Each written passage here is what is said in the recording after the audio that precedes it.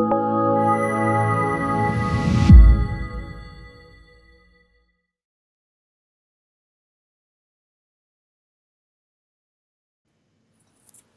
I'm Jacob Hornberger, founder and president of the Future of Freedom Foundation, and this is this week's issue of the Libertarian Angle during Christmas week. Richard, good to see you again. Richard Ebeing teaches economics at the Citadel and my longtime partner and colleague in the Libertarian Angle. How's that for an introduction, Richard?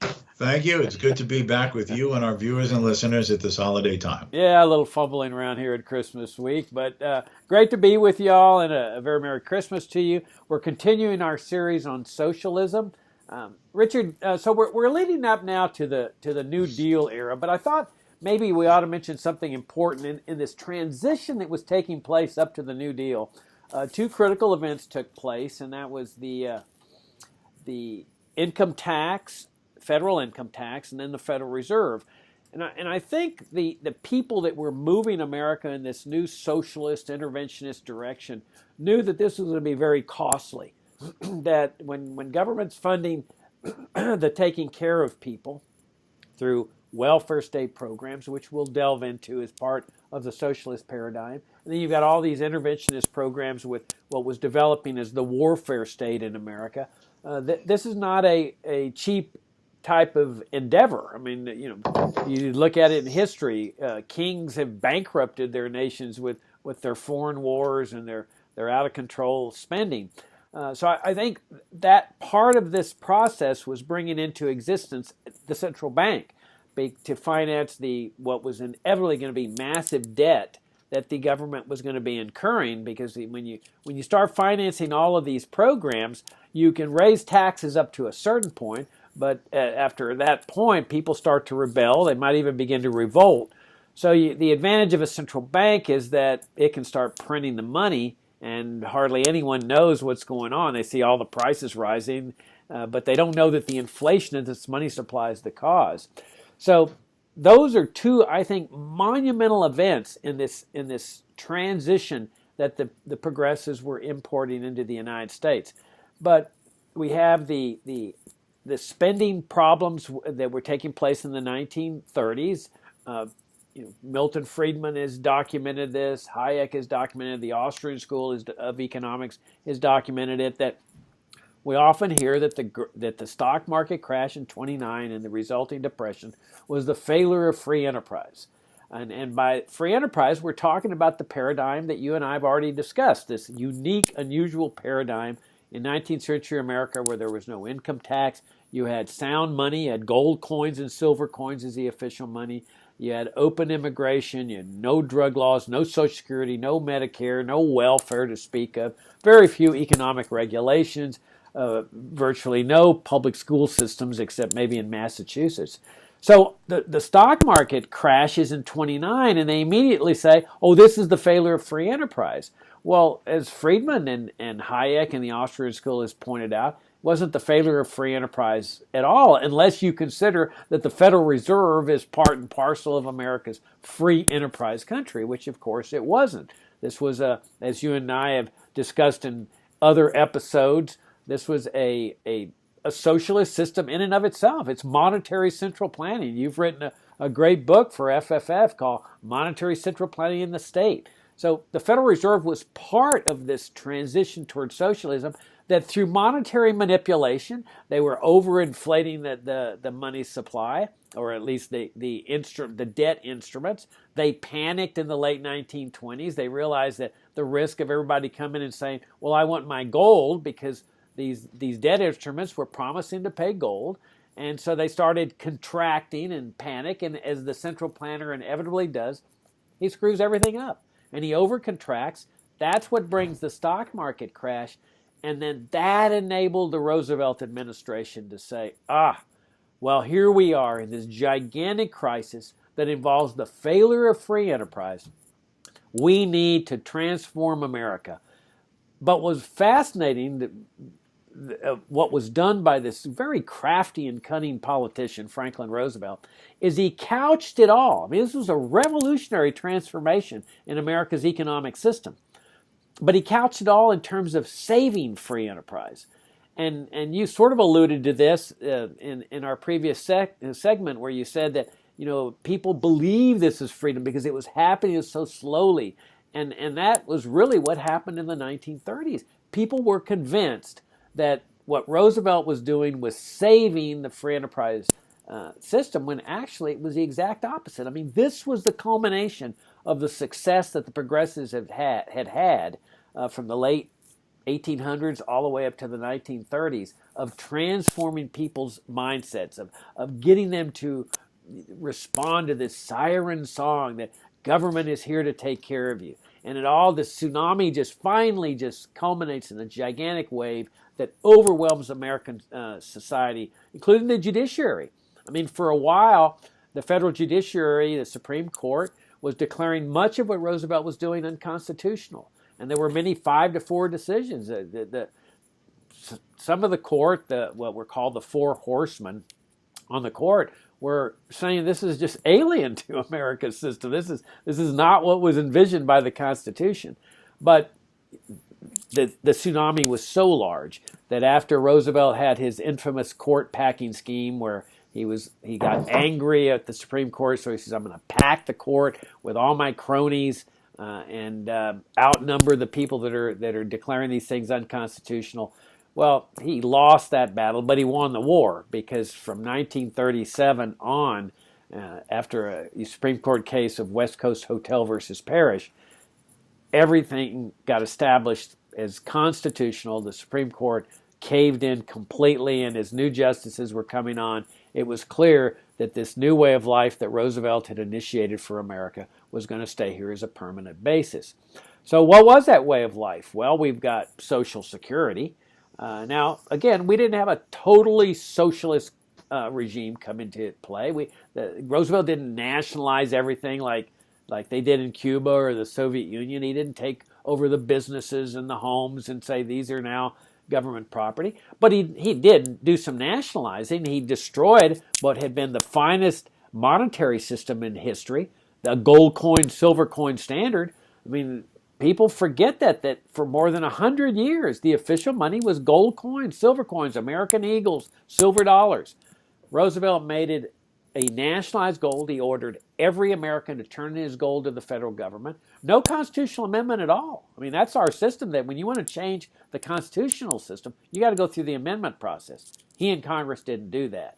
Now, this was a crisis, and people were scared. And as you know, Richard, in crises, people give up their liberties for the sake of safety and security. So Roosevelt made it a felony to own gold. And, of course, this then opens up the floodgates to just to print whatever paper money they want to print. Because that's what he said, that when people turn in their gold, they got irredeemable paper notes in exchange. You see a remnant of that today. When you look at a dollar bill, it says Federal Reserve note, but it doesn't promise to pay anything like it did for the first 100 years. They promised to pay gold.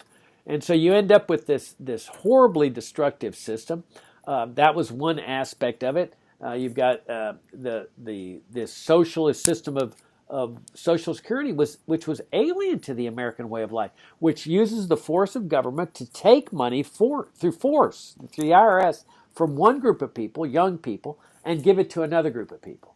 So it was a total denigration of the idea of free will, of freedom of conscience, freedom of choice, where people, Americans, decided for themselves what to do with their money, whether to be good and caring and so forth.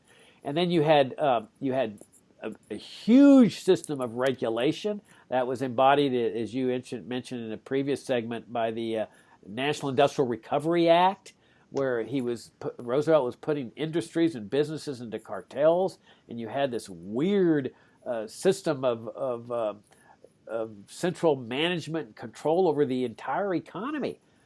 It was just bizarre. You had this propaganda campaign that was straight out of fascist Italy called the Blue Eagle, where businesses were exhorted to put the emblem of the Blue Eagle in their storefront windows, and if they didn't, they were ostracized and boycotted by the patriots who were supporting Roosevelt's scheme.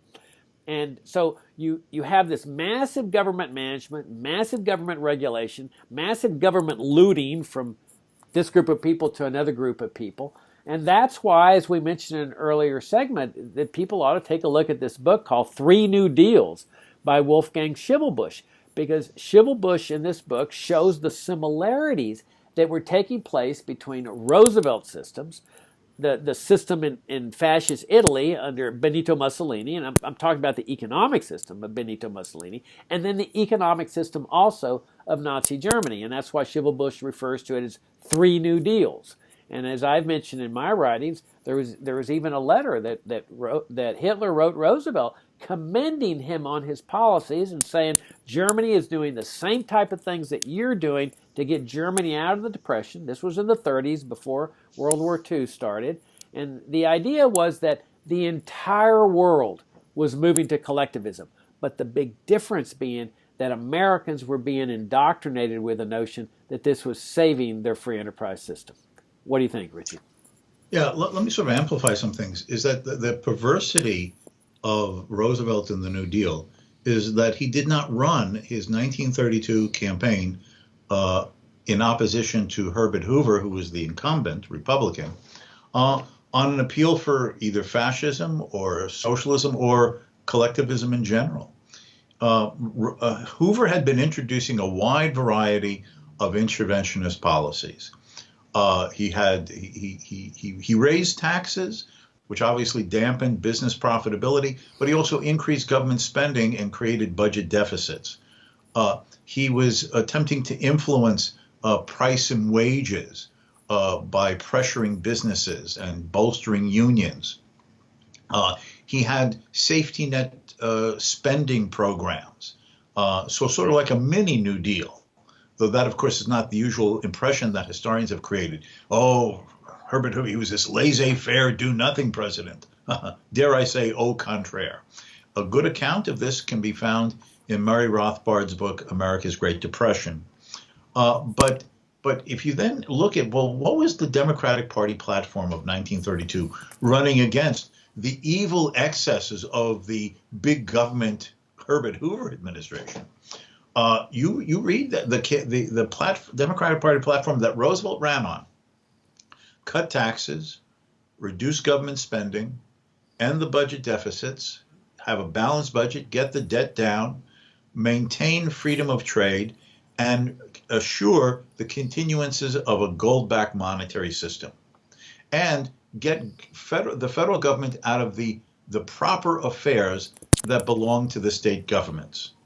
Now, in fact, let me suggest that that is a party platform that even Jacob Hornberger would have voted on and for in 1932. I know it's hard to believe.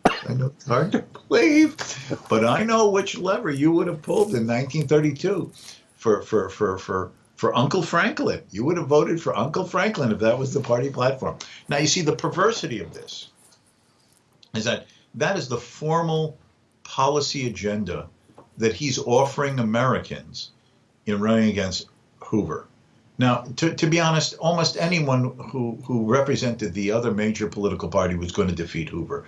People identified the Great Depression with Herbert Hoover, even though in the 1920s, when he was in the Calvin Coolidge administration, he was viewed as the enlightened progressive, the one who wanted to have government-business partnerships, a rationalization of trade with benevolent paternalistic regulation.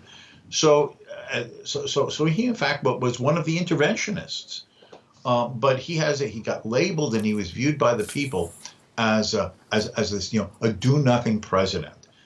It was a president who, by 1931 and 32, people were saying things like, well, I live in a Hooverville. That's a cardboard box under a train trestle because you've been evicted from your house or your apartment because you couldn't pay your mortgage or your rent. I keep warm in winter with Hoover blankets. That means that you're homeless, you're sleeping on a park bench, and in the winter, to keep warm, you spread newspapers over yourself. That's a Hoover blanket. And when you say, what's wrong with America? Well, the Depression is hoovering over us. Anybody was going to win practically against Herbert Hoover's run for re-election. But the fact is that Roosevelt ran on a limited government, free enterprise, low tax, low regulation, traditional sort of federalist notion of the federal government versus states' rights with a sound monetary system. But the fact is, he came into office and gave his famous inaugural address, "We have nothing to fear but fair self." And he then has his 100 days with his alphabet soup of programs and agendas, the NRA, National Recovery Administration, AA, Agricultural Adjustment Act, WPA, Work Progress Administration, on and on and on. And the propaganda campaign. You were mentioning the 3 New Deals. Well, there's all those newsreel documentaries of the pageantry of the Nazi regime. The parades and the Nuremberg rallies and everything. Well, Roosevelt had his own version of that in the United States. Hollywood went along with this. You have these, people went to the movie theaters back then, and movies were cheap, like a nickel or a dime. Even an unemployed person could afford a nickel, to go see the movies, if nothing else, to get warm for a couple hours watching the picture. But the thing is, they would have these propaganda newsreels. Al Jolson, the famous singer of the 1920s, "Mammy, I'd walk a mile for one of your smiles, my mammy." I mean, he's shown in a pro-NRA parade, Jacob, where this reporter sticks a microphone in his mouth and says, "Well, Al, what do you think of the NRA?" "NRA? NRA? Why, it's better than my wedding night." And for those younger people, that's when wedding nights used to mean something. Now, okay, you would have these shorts where little Shirley Temple, the girl star of the movies, she would do little dance routines in front of the Capitol building, advocating government programs. Okay, and then at football games, at halftime, the people would come out in the field for the entertainment segment, and they would form the image of the Blue Eagle, the symbol of the National Recovery Administration, and a blimp would be circling the stadium, and the newsreel would be taking pictures of it with the old camera, and you'd see the Blue Eagle take shape, and businessmen with their stickers of the Blue Eagle in their retail storefronts. We're doing our part. But this is how it was pushed and then implemented. And as you were saying, as we've discussed in previous sessions, it is without a doubt that in its economic features, the New Deal in its first 3 years, for almost 4 years, was basically a policy of economic fascism. The cartelization of industry in government-mandated organizations, the imposition of price and production regulations on agriculture. Virtually nothing was nationalized, but that was the Mussolini model. You don't nationalize the means of production. You make every businessman an obedient servant of what the government dictates in terms of production, prices, wages, work conditions, production and allocations of output. And as you were saying, Jacob, if it wasn't for a series of Supreme Court decisions in 1935 and 1936 that declared unconstitutional this overreaching of the federal government through a misuse of the interstate commerce clause of the Constitution. If it hadn't been for those Supreme Court decisions that declared these programs unconstitutional, it is easy to imagine that a fascist-type command and planned economy might have remained in effect throughout the 1930s, been intensified in World War II, and would be a form of a system we would still have today. So those Supreme Court justices that Franklin Roosevelt called those nine old men who want to keep America in the horse and buggy era were not 9 old men. They were, as David Lawrence, the founder of U.S. News World Report and a Washington correspondent at that time, entitled a book that he wrote about all of this in 1936. These were the 9 wise men who were determined to preserve the Constitution and the limits on government power and the protection of the liberties of the people as the best they could in those handful of decisions. And in my humble opinion, they very well may have saved us from a permanent fascist-type economy in the United States modeled on that Mussolini framework. Yeah, that really does interest me, given my law background, because you're right. If the National Industrial Recovery Act had been sustained, we would be living under really virtually fascist dictatorship, because he was really putting all these businesses into cartels that had the authority to set prices and work conditions, like they were their own production. They're like little mini dictatorships within the so-called capitalist society. And all through it all, he was saying, this is free enterprise. I'm saving free enterprise this way. And so you had certain members of the court. It was a close vote. There was 4 members of the court, Sutherland, Van Devanner, Butler, and McReynolds, who were consistently saying this does not coincide with what the framers intended when they established this country. This is just alien to America's way of life. Then there were 4 others that were along the Roosevelt lines that were saying, oh, no, it's all fine. And then there was one swing justice that was sort of going back and forth, Roberts. And so this goes on, but where at least some of the programs were being declared unconstitutional, Roosevelt was furious. I mean, it was like, I have the authority to do this. He was behaving much like Mussolini was. Let me do what I need to do because I know what's best for America. It was a classic dictatorial mindset. And so here the court is saying, no, you don't have the authority to do whatever you want. So Roosevelt comes up with this infamous court packing scheme where he says, for every justice that's over 70 years of age, I'm going to add a justice because they're overworked, which was nonsense.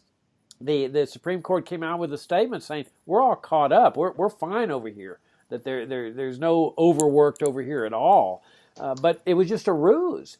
And fortunately, the American people rose up. I mean, even Roosevelt's own party members rose up against this scheme. The press rose up against it, which was really the first time that people opposed Roosevelt since he had come into office. They had supported everything he had done: Social Security, the National Industrial Recovery Act, the AAA. It was just on. And so that got shot down. But finally, in the case of West Coast Hotel versus Parrish in 1937, Roberts appeared to switch his vote, and he's been accused of having succumbed to the public pressure that Roosevelt and Roosevelt's supporters were putting on him. There's some question about that, but in any event, once that vote took place, that it was inevitable that the 4 horsemen would start retiring or passing away or whatever, and that Roosevelt would then replace them with his cronies, and the die was cast. At that point, the tsunami had just come in and really overwhelmed the entire system. So this National Industrial Recovery Act was interesting, Richard, because there were some people that were opposing it. There's that famous story of where, I forget who it was, but it was the CEO, chief executive officer or president of some major corporation, maybe like Sears Roebuck or one of those, that is sitting in his chair refusing to participate, and you have federal agents that are carrying him out. And I forget the circumstances, but you can see it online, that famous photograph. He refused to follow the NRA regulations, as I recall the story. And with arms crossed, they had to carry him out sitting in his chair. He wouldn't get out of his chair. But of course, the viewers and listeners might say, who are not familiar with this in detail, this period of American history. So if the Supreme Court declared these things unconstitutional, how have we continued down this other road to serfdom, if you will? And the fact is that while these programs are a direct or more comprehensive form of a planned economy was declared in its fascist form, was declared unconstitutional by these members of the Supreme Court in these famous court cases. The fact was they did not challenge, and the later decisions reinforced it, the right of the federal government to undertake massive spending programs, to introduce an array of interventions in the marketplace that did not imply a comprehensiveness of planning the economy as NRA and AAA had been over industry and agriculture. The introduction in 1935, which was viewed as acceptable, of the Social Security Act, the imposition for the first time of a federal minimum wage law, the first programs that today we call, what today we now call Medicare. All of these were now being introduced on sort of a piecemeal incremental basis as viewed as legitimate, limited extensions of federal authority without challenging states' rights or imposing one standard upon all administrative elements of the country at one time. So that here becomes that incremental little drip that we were talking about. Well, Social Security, a minimum wage law, government deficit spending, job creation by government, and for everyone. If I can just say here, we usually think, government hires people to build a road, which they did, or Hoover Dam, or the Tennessee Valley Authority electrical system. But it is viewed as government responsible for everybody, including artists. Don't artists have a right to do a job? So they were hiring these avant-garde artists, painters, who nobody would hire in the marketplace, who were commies. And to just relate this to today, they would do murals in like post offices. They would be hired to do this in other government buildings. And there was a mural, I believe it's in San Francisco. This case came up recently, a few months ago. So some commie artist does this mural in a San Francisco state government building, in which he's portraying the early Americans, and he's showing like an Indian bowing to some white European colonists, and there's a slave in the background in chains, and the commie who did this mural, his purpose was to show the contradictions, the hypocrisy in America. He's using his government art job to basically trash, that America was not, this pristine model of liberty that the rhetoric claims. Fast forward to today, they've passed money to cover over that mural. It's insensitive to the Native American. It shows a callousness to the slave. So this commie was considered too middle of the road for the current lefties. It's just portraying this in this way. So this just shows how much these trends can change. But if you find an old post office from the 1930s, you can sometimes still find them with these murals.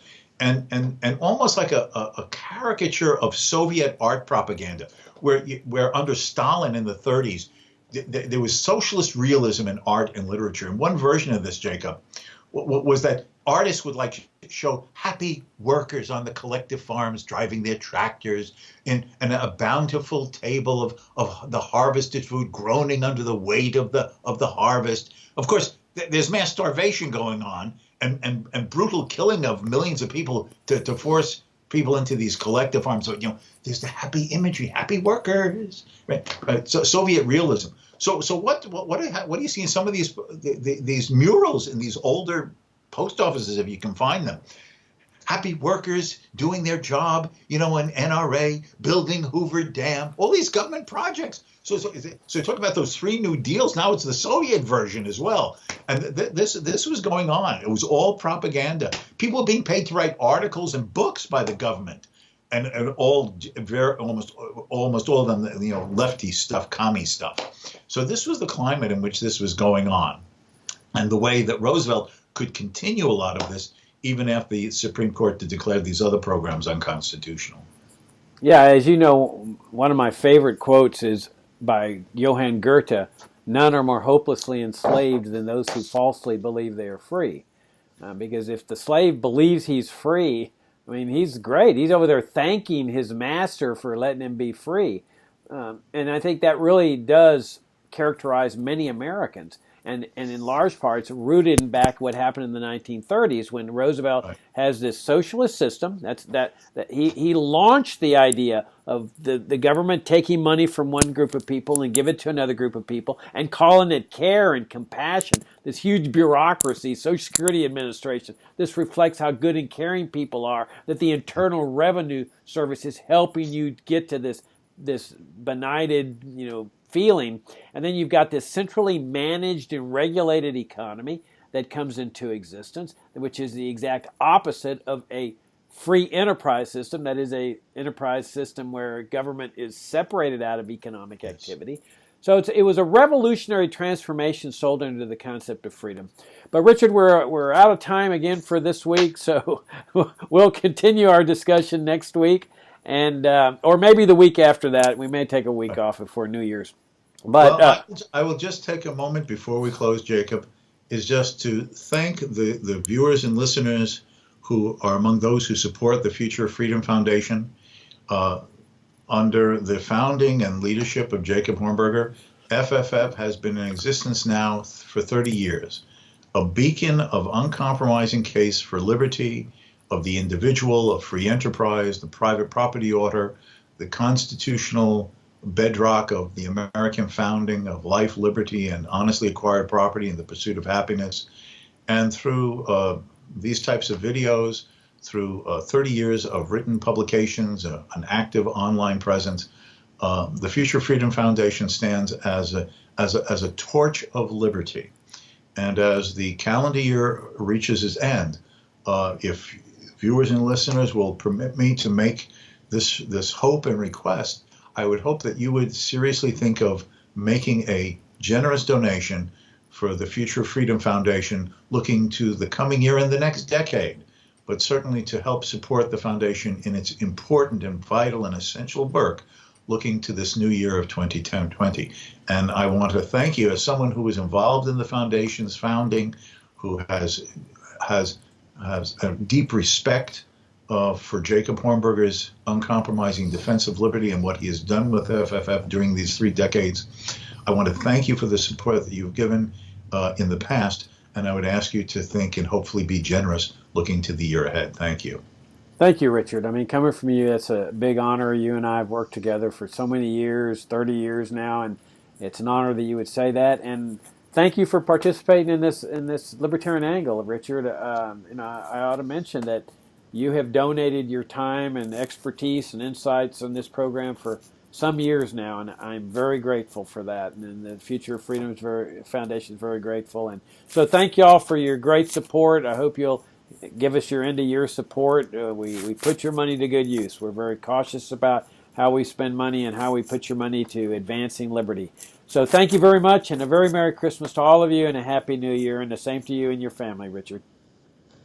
Thank you, and you too.